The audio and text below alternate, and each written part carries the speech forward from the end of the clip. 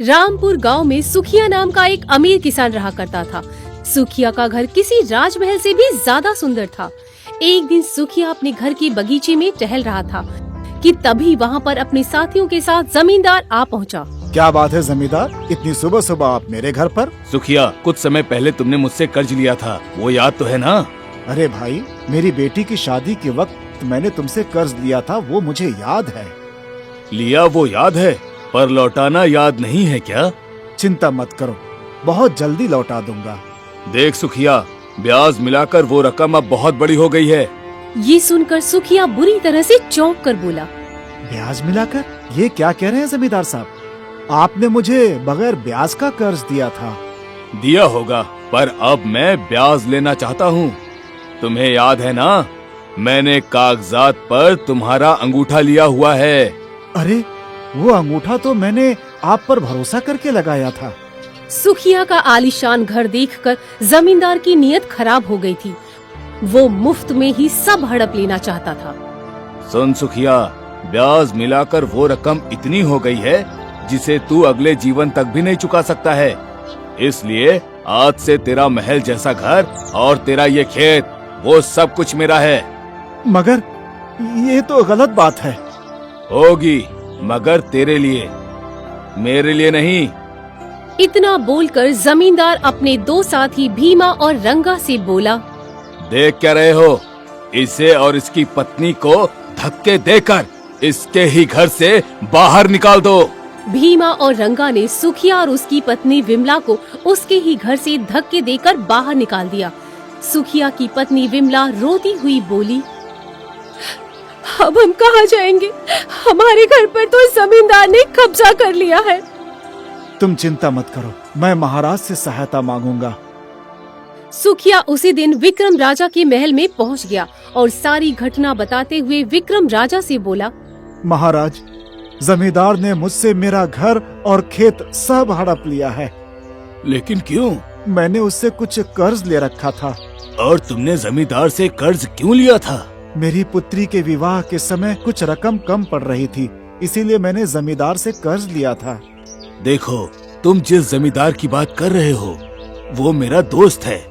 मैं उसकी बात सुने बगैर फैसला नहीं कर सकता। कुछ ही देर में जमींदार को बुलाया जाता है। बताओ मित्र, आखिर माजरा क्या है? जमींदार मुस्कुराते हुए बोला, महाराज, इसकी बेटी के विवाह के लिए मैंने इसे बहुत सारा धन दिया था, मगर जब ब्याज सहित धन वापस लौटाने की बारी आई तो सुखिया ने इनकार कर दिया। ये झूठ बोल रहा है महाराज।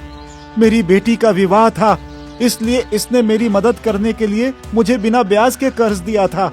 ब्याज पर पैसे देना मेरा धंधा है महाराज। मैं भला इसे बिना ब्याज के पैसे कैसे दे सकता हूँ? ये झूठ बोल रहा है। महाराज, मैं नहीं, ये झूठ बोल रहा है महाराज। भलाई का तो जमाना ही नहीं रहा। मैंने इसकी बेटी के विवाह के वक्त इसकी मदद की थी, लेकिन अब जब मेरी बेटी का विवाह है तो इसने मेरे ही पैसे मुझे वापस देने से इनकार कर दिया। इसीलिए मैंने इसका घर और खेत सब ले लिया है महाराज। जमींदार की बात सुनकर राजा ने कहा, मुझे लगता है जमींदार बिल्कुल सच बोल रहा है, इसीलिए मैं तुम्हारी अब कोई भी मदद नहीं कर सकता। अब तुम जा सकते हो यहाँ से। सुखिया दुखी होकर वहाँ से चला जाता है और अपने ही आलीशान घर के सामने झोपड़ी बनाकर रहने लगता है। कुछ समय बाद विक्रम राजा अपने काफिले के साथ जमींदार की बेटी की शादी में जा रहे होते हैं। तभी पड़ोसी राज्य का क्रूर राजा मानसिंह अपनी सेना के साथ वहां आ जाता है। मुझे इसी दिन का इंतजार था विक्रम। मैं जानता था कि तू जमींदार की पुत्री के विवाह में अवश्य आएगा, इसीलिए मैं अपनी सेना के साथ यहाँ पर आया हूँ। इतना बोलकर मानसिंह ने विक्रम राजा पर तलवार से वार कर दिया और विक्रम राजा वहीं पर ढेर हो गया। विक्रम राजा के मरने के बाद मानसिंह राज्य का राजा बन गया। बुरे का अंजाम बुरा ही होता है। विक्रम राजा ने हमारे साथ बहुत बुरा किया, तो भगवान ने उसके साथ भी बुरा ही किया, है ना? हाँ, मगर मरने से पहले उसने हमें महल जैसे घर से झोपड़ी में लाकर खड़ा कर दिया। कितने ऐशो आराम से रहते थे हम, और देखो ना, आज हमारे क्या दिन आ गए हैं। चिंता मत करो, मुझे विश्वास है एक रोज भगवान हमारी जरूर सुनेगा। कुछ दिन बाद मानसिंह अपने मंत्री के साथ जा रहा होता है। तभी उसकी नजर सुखिया के आलीशान घर पर पड़ी, जिसे जमींदार हथिया कर बैठा था। महामंत्री, ये घर तो हमारे महल से भी ज्यादा सुंदर है। आखिर ये घर है किसका? महाराज, ये घर पहले सुखिया नाम के एक किसान का था, मगर इसे एक जमींदार ने बेईमानी से हड़प लिया है। जैसी करनी वैसी भरनी। सुखिया से जमींदार ने छीन लिया था, अब जमींदार से हम छीन लेंगे। जो आज्ञा महाराज। इतना बोलकर राजा मानसिंह घर के अंदर घुस गया। राजा मानसिंह को देखकर जमींदार चौंकता हुआ बोला, महाराज आप? हाँ, मैं। देख जमींदार, ये घर मुझे बहुत पसंद आ गया है, इसीलिए आज से ये घर मेरा है। आप ऐसा नहीं कर सकते हैं महाराज। आखिर कानून नाम की भी तो कोई चीज होती है ना। तू हमें कानून सिखाएगा? महाराज, विक्रम राजा इसका मित्र था, इसीलिए ये फुदक रहा है। अच्छा, तो ये मेरे शत्रु का मित्र है, तब तो इसकी सारी संपत्ति छीन लो। चलो जल्दी करो। ये सुनकर जमींदार घबरा गया। ऐसा मत कीजिए महाराज, मैं तो सड़क पे आ जाऊंगा। उससे मुझे कोई फर्क नहीं पड़ता है शत्रु मित्र। मानसिंह ने जमींदार और उसकी पत्नी को धक्के देकर घर से बाहर निकाल दिया और सारी संपत्ति पर कब्जा कर लिया। अब जमींदार बर्बाद हो चुका था। अब हम क्या करेंगे स्वामी? पता नहीं, अब ना हमारे पास धन है और ना ही सर छुपाने के लिए घर है। एक बात कहूँ, चलो सुखिया की झोपड़ी में जाते हैं, वो जरूर हमारी मदद करेगा। सुखिया से मदद की उम्मीद लेकर दोनों उसकी झोपड़ी में जाते हैं। जमींदार, आप और यहाँ?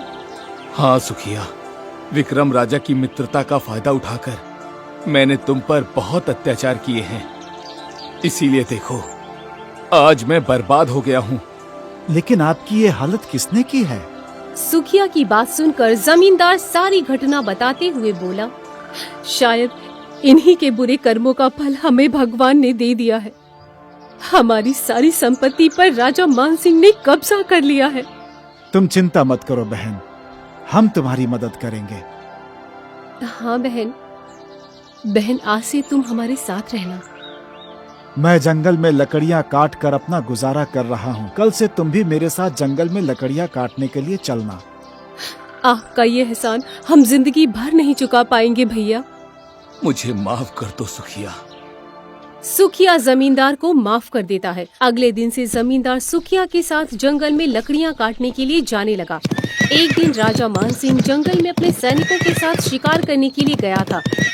तब उसे जोरों से प्यास लगती है। सिपाही, मुझे तो प्यास लगी है, पता करो कि आसपास पानी कहाँ मिलेगा। मुझे पता है महाराज, यहाँ पास में ही एक तालाब है, लेकिन उस तालाब के आसपास बहुत सारे सांप रहते हैं। क्या ये बात तुम्हें पता नहीं है? प्यासा मर जाने से अच्छा है थोड़ा खतरा मोल लिया जाए, और वैसे भी मैं राक्षसों से नहीं डरता, तो फिर सांप क्या चीज है। चलो। राजा मानसिंह तालाब के पास जाते हैं तो देखते हैं कि कई सारे सांप वहाँ घूम रहे होते हैं। जाओ सिपाही, मेरे लिए तालाब से पानी लेकर आओ। महाराज, वहाँ जाना खतरे से खाली नहीं होगा। ये मेरा हुक्म है। सिपाही पानी लेने जाता है, तभी उसे एक सांप डस लेता है।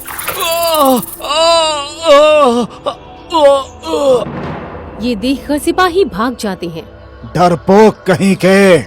प्यासा मानसिंह पानी पीने के लिए सांपों से बचता हुआ तालाब के पास जाता है, परंतु जैसे ही वो पानी पीने जाता है तभी उसे एक सांप डस लेता है। सांप के डसने से मानसिंह तड़प रहा होता है। तभी सुखिया और जमींदार लकड़ियां काटकर वहाँ से गुजर रहे होते हैं। तभी उनकी नजर राजा मानसिंह पर पड़ती है। ये तो राजा मानसिंह हैं।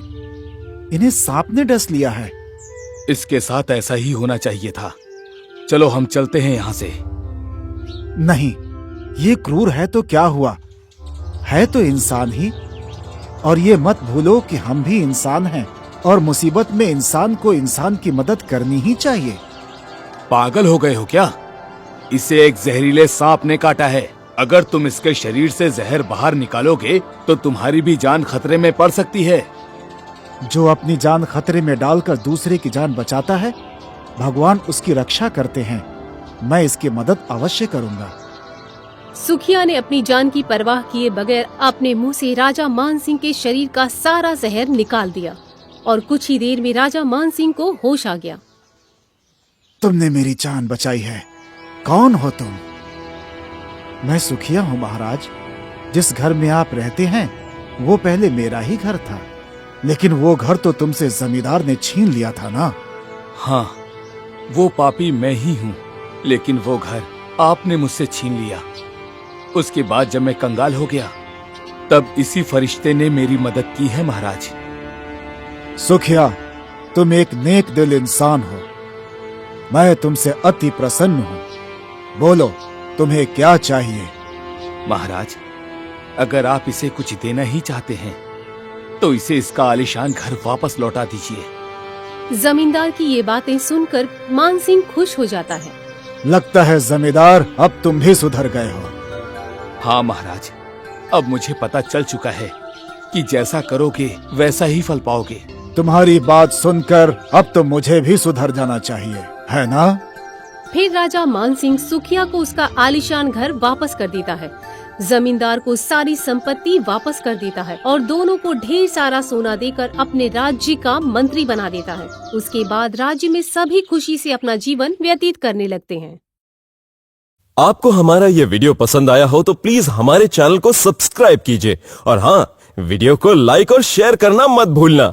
धन्यवाद।